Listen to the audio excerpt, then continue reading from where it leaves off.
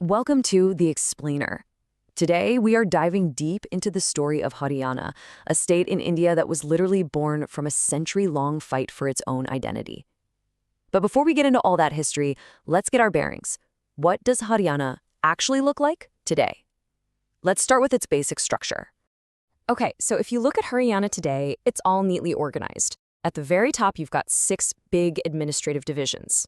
And inside those, well, you'll find 22 districts.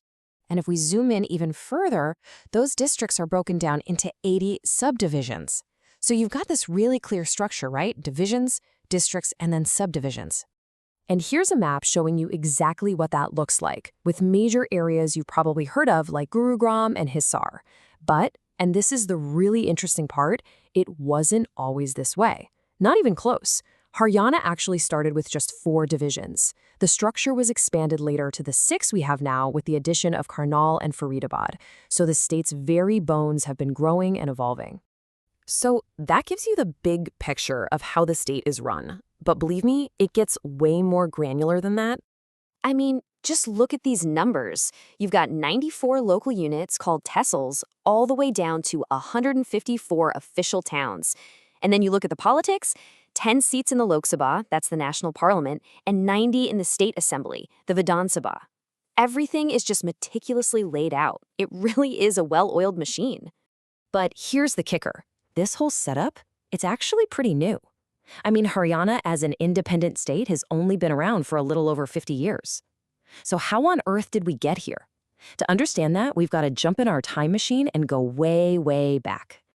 All right, let's dig into the history. And this story, it doesn't just start in the 20th century. Nope. The seeds for a separate Haryana were planted way back in the 1800s. And this timeline, wow, it really lays it all out.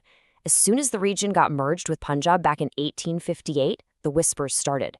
And by the early 1900s, it wasn't just whispers anymore. We're talking formal political demands from some really big names in major organizations. Yeah, and it's so important to remember this wasn't just a bunch of dates on a calendar. This was a movement fueled by passionate people, influential leaders, and key events that just kept pushing the idea forward year after year. And you can really see that momentum building here. I mean, this was no longer some fringe idea. It was gaining serious political traction. You had the support of the powerful Delhi Congress Committee, major community groups, and even a nod from Mahatma Gandhi himself. That's a huge deal. This quote right here, it perfectly sums up the core argument that people made for decades. The feeling was that their culture, their language, their entire future just fit better with Delhi, not Punjab. And they were not quiet about it. It was a clear, consistent, and powerful message. Okay, this was a massive turning point. Getting the official stamp of approval from the president of the Congress Party, Patabi Sitaramaya, that's a game changer. It meant the demand was officially on the national radar, and this is all happening right before India's independence. The timing was everything. But then 1947 happens, India gets its independence, and Haryana stays with Punjab. And just when you think things couldn't get more complicated, a whole new issue pops up. A movement for a Punjabi Suba, basically a state just for Punjabi speakers, starts to gain steam. And this would change everything. So now you've got this pressure cooker situation, right? You have the demand for Haryana on one side and this new call for a Punjabi Suba on the other.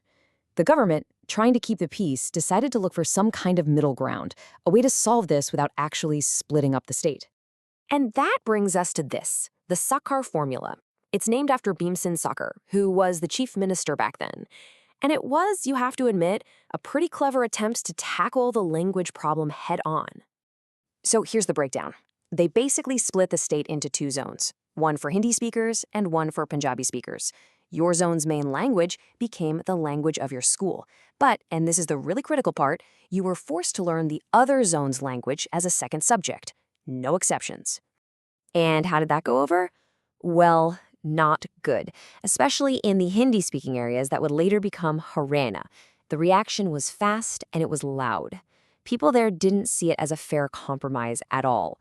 To them, it felt like the Punjabi language was being forced on them, which, ironically, just poured fuel on the fire for a separate state. So, In the end, the soccer formula was a total failure as a compromise. But in a strange way, it was a huge turning point. By drawing that line in the sand, a linguistic line, it actually made the two identities even stronger, even more separate. It basically set the stage for the final act, the creation of Haryana. And it really makes you think, doesn't it? The borders we see on a map, they aren't just lines. They're the final chapter of a long, long story of a people's journey for their own identity.